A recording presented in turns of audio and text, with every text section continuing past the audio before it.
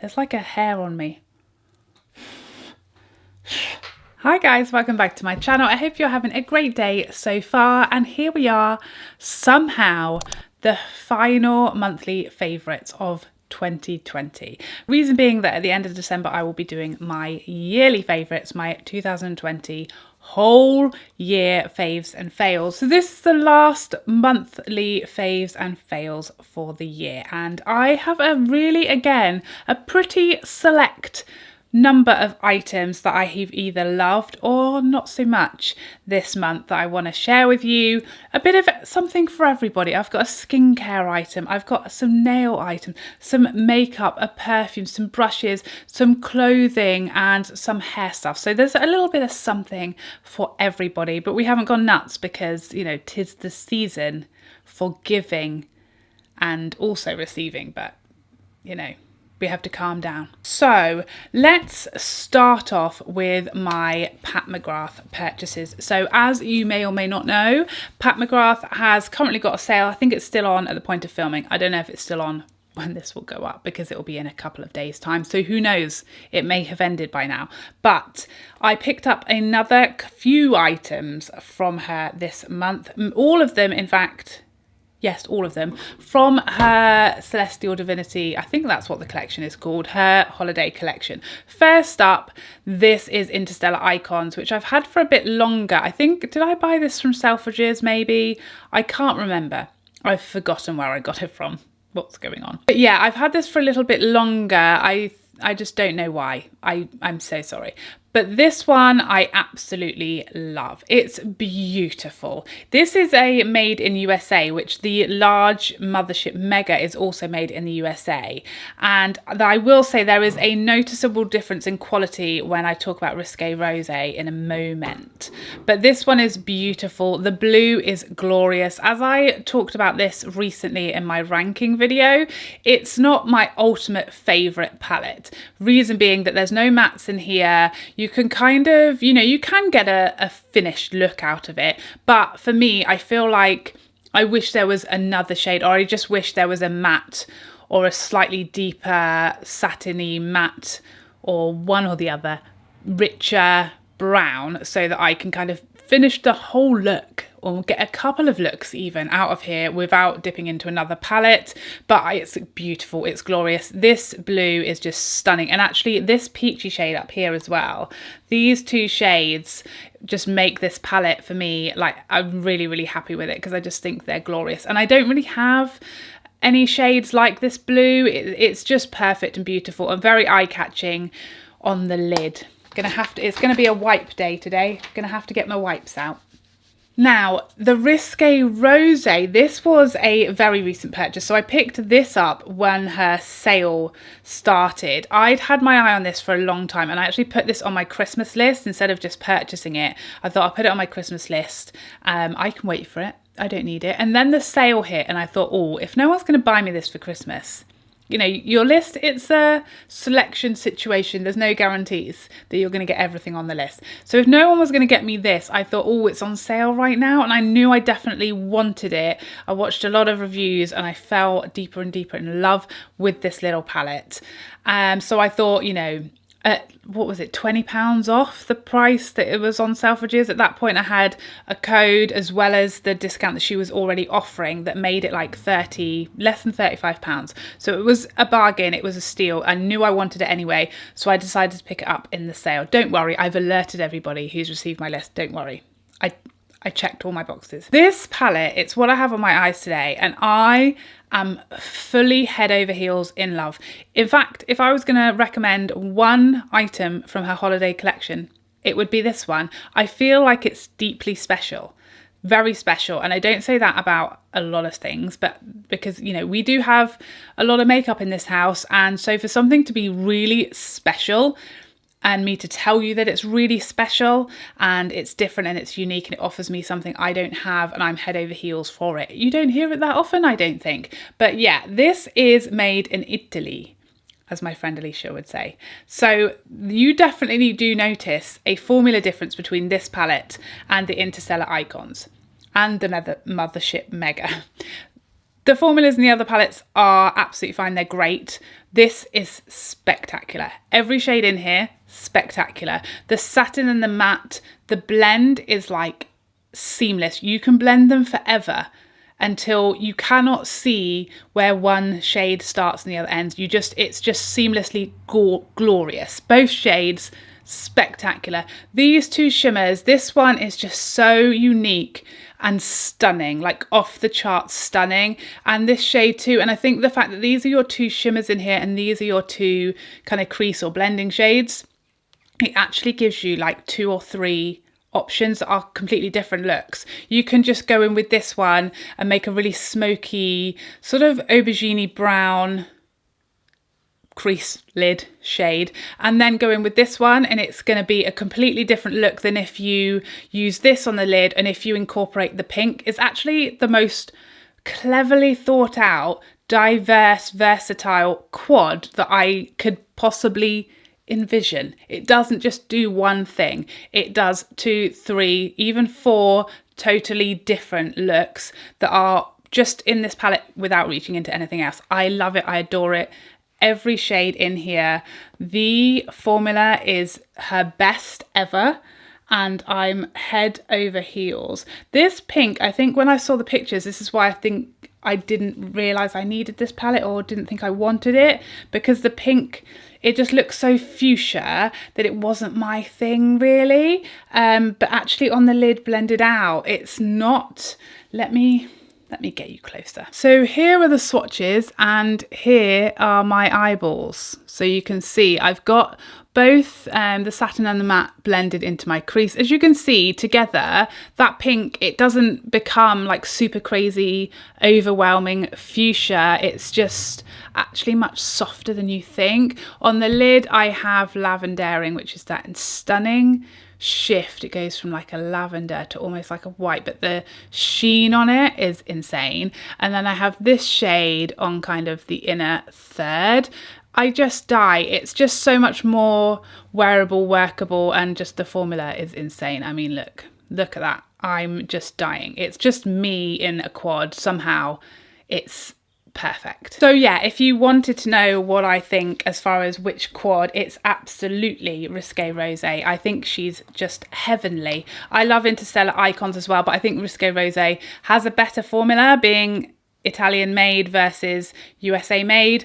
But I think just the colour story and the way it's put together is just suits my taste and my style and my colours more, so I adore it. And the third purchase from Pat McGrath, and again from her holiday collection, was this little bad by boy, this little number. This is one of her holiday shades and it is in the shade Amour. Now I went in completely blind. I talked about this on my Instagram. I had no idea what the shade was going to look like because the swatches on her website, I always find them totally unreliable. So I kind of guessed whether I thought I would like this one or not.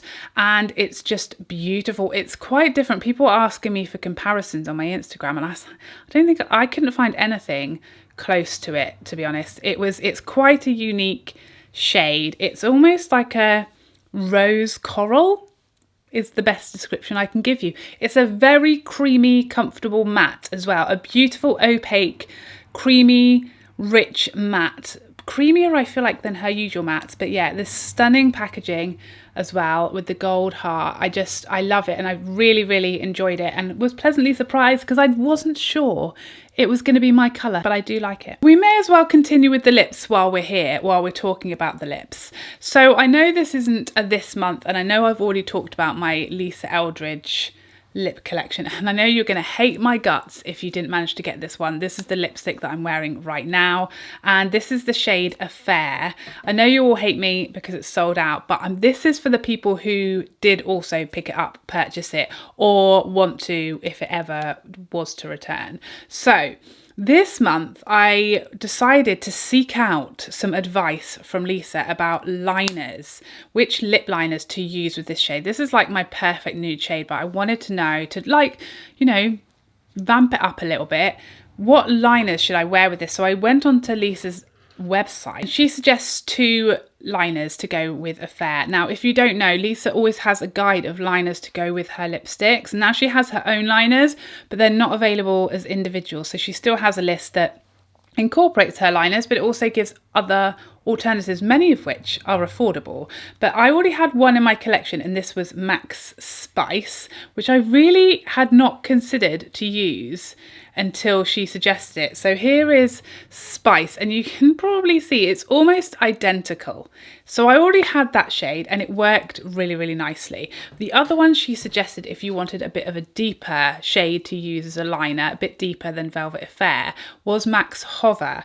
So I picked that one up, and let me tell you, it is perfection. It's now my absolute categorical favourite nude lip, everyday lip combo. So this is, let me again zoom in. So this is Affair in the middle, and this is Hover, as you can see, a bit deeper than Affair, and this is Spice, which is almost the exact same colour. So if you wanted something to match, then go with Spice, but if you want something a bit deeper around the edge, go with Hover. And that's the combo I've got on right now. I've got Hover around my lip line and then filled in with Affair. I'm in heaven. Another lip product that I loved this month, I just randomly decided to try. So this came from a package that Nars sent over to me.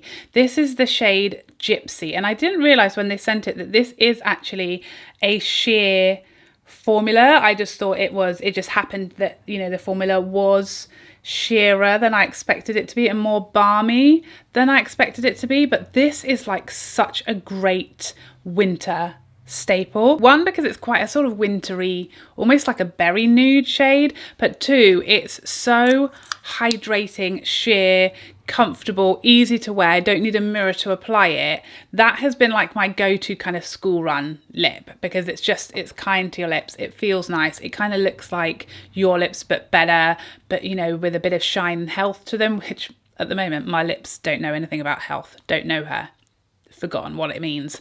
So this is kind of, although it's not a balm, it does have that just comfortable, kind, soft, glossy type of feel, which I really enjoyed. So I was super stoked with that, because I just really had no idea that that was such a little treat that they'd sent me. Next up, Laura Mercier also sent me a little package this month, and it was their eye cream. It wasn't just their eye cream, it included their illuminating eye cream, which it's so lovely. I actually really needed one because I just ran out of my day eye cream. What I kind of look for in a daytime eye cream is, one, hydration. Like, I wake up, you feel a bit tired, still half asleep, maybe, you know, you're a bit dehydrated. I just want something that feels cooling, super hydrating and brightening, like kind of brightens those under eyes and does not cause an issue with makeup. And this nails all of the above, tick, tick, tick. It really brightens my under eye, but it doesn't mess up my concealer or my eye makeup at all. It doesn't move, doesn't make it crease. Super hydrating and cooling, and just literally wakes me up in the morning because it just feels so lovely and rich and hydrating. New favourite eye cream. Loving life. And next up, another diddy little eyeshadow palette this month from Charlotte Tilbury. This is her Fire Rose. I knew it had something to do with rose. Everything's got roses in it and it's very confusing, but this is Fire Rose. Now this is a lot more subtle. So if you're going to ask me whether I think Risque Rose or Fire Rose is for you, it depends what you want. If you want something that can do subtle everyday rosé, this is your guy. If you want this like more kapow, boom, in your face, interstellar sparkle, see what I did there? Then Risque Rose is your guy. So I love both these formulas. I definitely prefer Risque Rose. For me personally, I think it's just more special, more unique. Charlotte Tilbury, it's a stunning, beautiful, kind of understated, but can also be easily full on glam. So it is quite versatile. You can have day or night from this, but it does very much do one thing. It does this one thing, and it fully does it by itself. It doesn't need any help, doesn't need any little friends pulling from other palettes, but it isn't as different, unique, crazy special. I feel like if you have a lot of Charlotte Tilbury palettes, then you could certainly get away with passing on this one. Like if you have Pillow Talk and you have a few of her quads, if you have her Pillow Talk quad and there's another quad that lots of people compared this one to and asked if it was the same. It's not identical, but it's certainly similar enough and it does the same thing.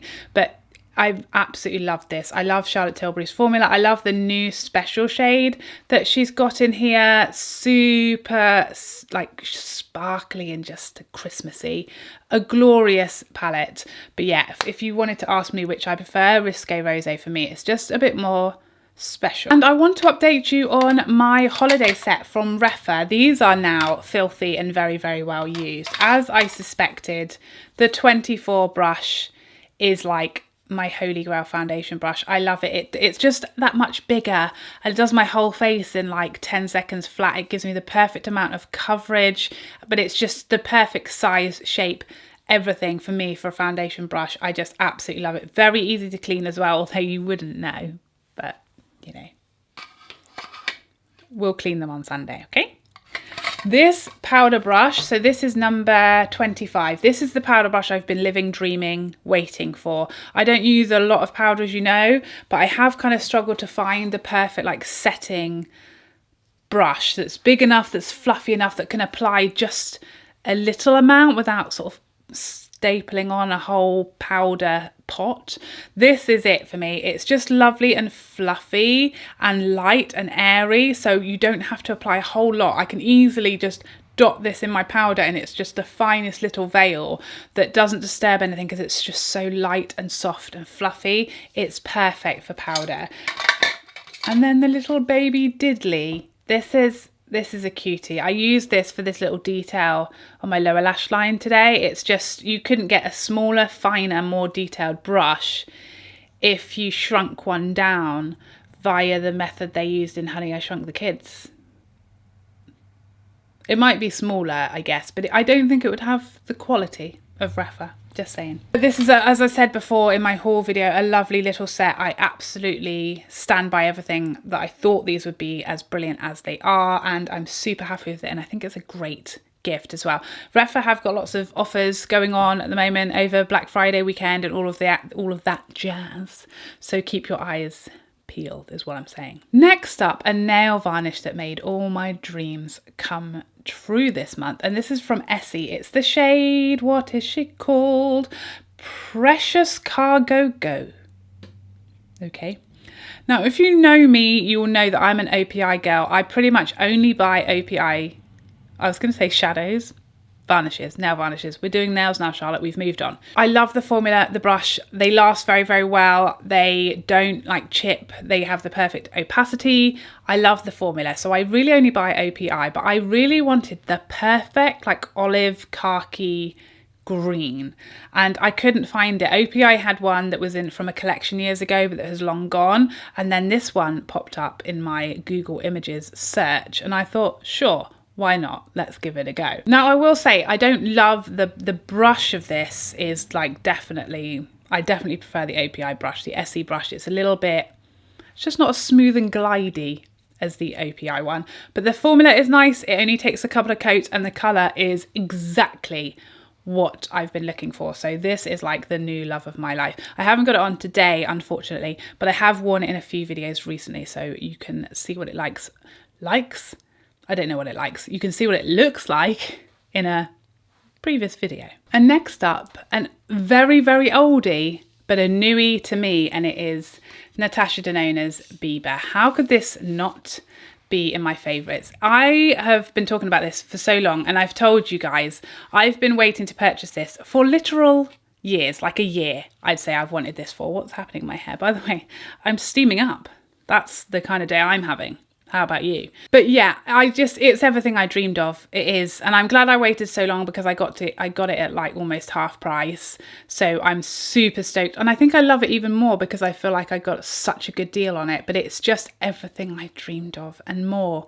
I would happily, like I said in another video, say goodbye to about 6 palettes now that I've got this one, because it's just the daddy. It's the daddy of all neutral everyday basics palettes, but it's just so special. Like, if you want an everyday palette, don't do what I did and buy 8 others because actually just buying this one will be cheaper than doing that. And like I said, I would forsake about 8 palettes in my collection and just keep this one. And I could do that right now because I just feel like my whole life is complete since I met her. She's just wonderful. Everything I hoped for and more in my dream formula. And even this shade down here, my perfect lid shade, it's perfect for me. I mean, she created this specifically for me. So I'm so sorry. It was so rude of me to not pick it up for so long, Natasha. Awkward. And next up, a perfume. I mean, I truly found my signature scent in this fragrance. This is Kilian's Angel's Share. Just the bottle alone gives me joy. But the smell of this, I blind purchased this, which for a perfume that's nearly £200 is something I would never recommend to do. I would tell you to never do it. But I felt like I could with this because I know the brand. I know that their fragrances perform very well on me. I'm tricky. I have some weird kind of body makeup. I don't know what to tell you, but lots of fragrances don't last on me and don't project on me. Kilian's do, they really do perform very well, but I haven't yet found one that I'm obsessed with. But I knew that the performance was there, and when I read the notes on this, it was like tick, tick, tick, tick, tick. I then read somebody who said, if you like the vibe of Love by Kilian, but it's too sweet for you, then this might be for you. And that was exactly how I felt. I like Love, but I don't love it. It's too sweet, too girly for my taste. I like more masculine perfumes, certainly unisex fragrances. I love boozy notes. This is full of cognac boozy notes, and I like a bit of sweetness, but I don't want to smell like sweets or chocolate. This is just heaven on a stick. Everybody who I've been near when I've been wearing this perfume has complimented me, asked me what it is, where can they get it. My husband's obsessed with it.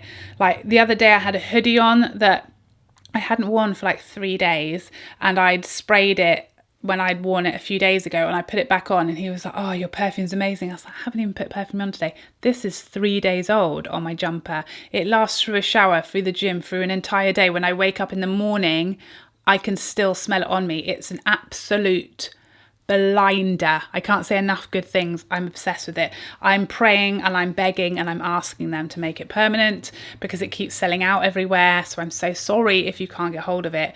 But it is the most heavenly perfume I've ever smelt in all of my days. So there's that. So next up, in typical 2020 fashion, we're going to go from like the glamour, the glitz, the sparkle, the special, to something the complete opposite end. Something casual, something comfy, something for mucking around in that has been life-changing for me this month. And it is my Onesie tracksuit. If those are not 2 words that don't send shivers of joy and excitement and happiness down your spine, we can't be friends, guys. This, I mean, it's going to be hard for me to show you this. In fact, I don't even know what this is. That's the hood, is it? Yes, this is the front. Let me just put the picture up. You get the idea. So I saw this on ASOS. Now that exact one may be sold out, but they've obviously realized how popular these are because they're now just chucking out all different versions. Mine is like, it's changed my life. It's all I want to wear. I even asked my husband if it was reasonable of me to order 2 more because I don't want to wear anything else ever again. And if I'm not leaving the house, in fact, I have done school runs wearing that with just a big coat over the top, but I can be so comfy and warm and cozy, and it's got a huge big zip from literally neck to bottom. So if you need a wee quickly, which a lot of the time onesies can be very problematic in that scenario, you just literally like zoop and you're ready to go. You know, it's great. I don't know that I would like go, shopping in it because it does look like a onesie, but you can certainly open the front door to the postman, for example, and not be embarrassed because it does look like clothes. It doesn't look like PJs because it's got a bit of fitted around the waist. It's got the drawstring. So it does kind of look like you're just wearing a tracksuit. So yeah, and on the school run, you can get away with it with a coat over the top for sure. So yeah, it's just life-changing, so comfortable, so nice. If you're working from home, then, or you're just, stay-at-home mum and you just don't want to like get dressed up, you want to be warm and cozy and comfy, but be able to open the door and not be in your PJs, you cannot go wrong. I need 25 more.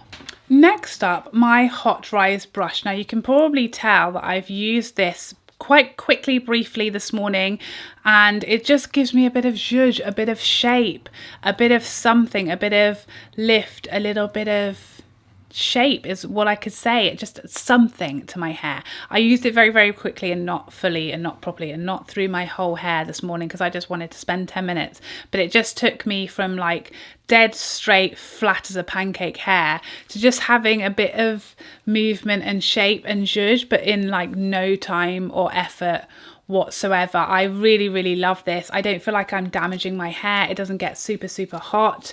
And because it's got the bristles where your hair actually goes, it's not like right on the iron, like a straightener, for example, or a wand. I find it super easy to use now that I've got the hang of it, and I haven't had any issues. It heats up in literally like 3 seconds flat. It's amazing. And it has a nice little rest, so it doesn't, you know, you can leave it there and it's not burning your desk to pieces. Everything about it, huge, great long cord that swivels all the way around.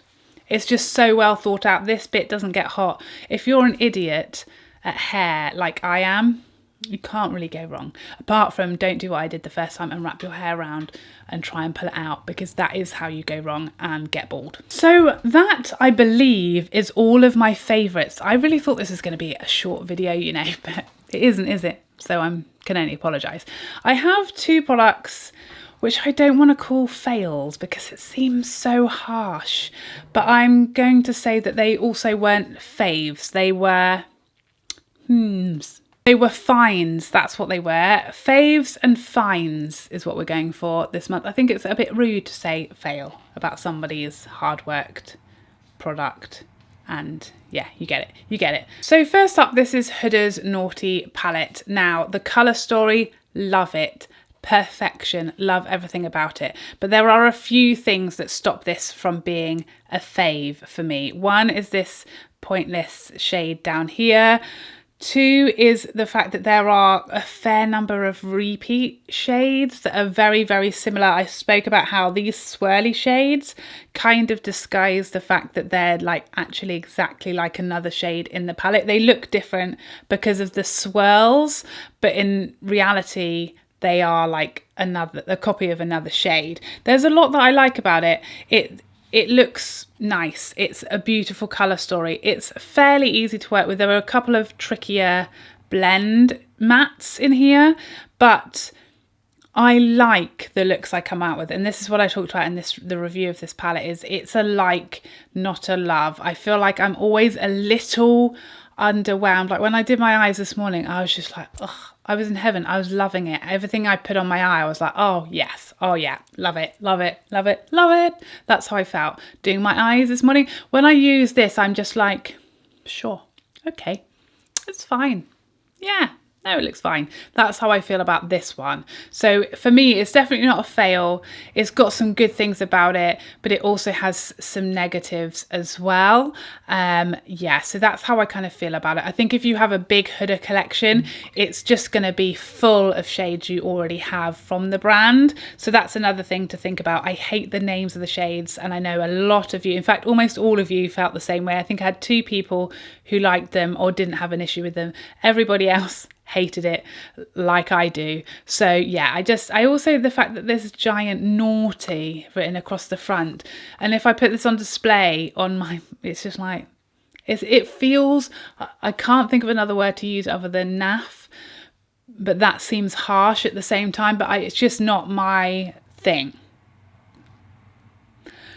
But the colour story is glorious and the formula is okay, and you can get lovely looks out of it, but it's just, for me, it's not special enough to become a fave. And lastly, Wayne Goss's Pearl Moonstone. Again, harsh, I feel, to call it a fail, but it certainly wasn't quite a fave for me. I did decide to review this in the end, and I'm glad I did, because actually everything was fine. I feel like because the palette took a bit longer to get to me, things had kind of died down a little with regards to like all of the like toxicity that was going on with regards to people speaking to each other about this palette. So I feel like it had settled down a little bit, and actually the comment section on my review was really, really good and positive. So I'm really thankful for you guys supporting me with that review, because it wasn't easy, because I didn't love it. And although I kind of like it and I like some things about it,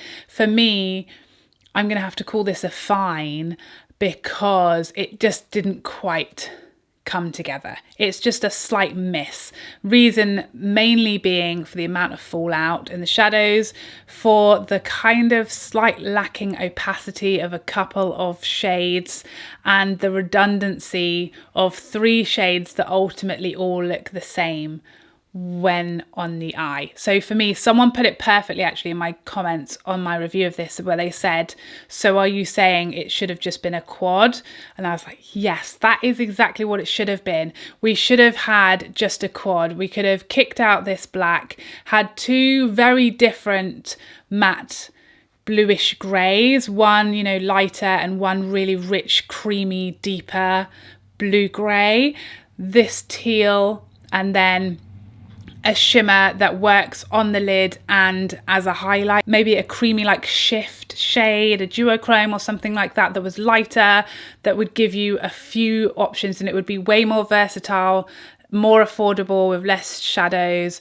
And I feel like that would have really hit it out of the park. But for me, it just fell a little short of being a success. It's just slightly missed the mark, I think, for me, and like a lot of people have something that they would have liked to have changed about this palette. So I really wish it had hit, because I love the color story, but it just, for me, being totally honest, I feel like it just was really so close, but not quite. So there you have it. Those are my November faves and finds, we'll call it. Okay, just between me and you, makes me feel better.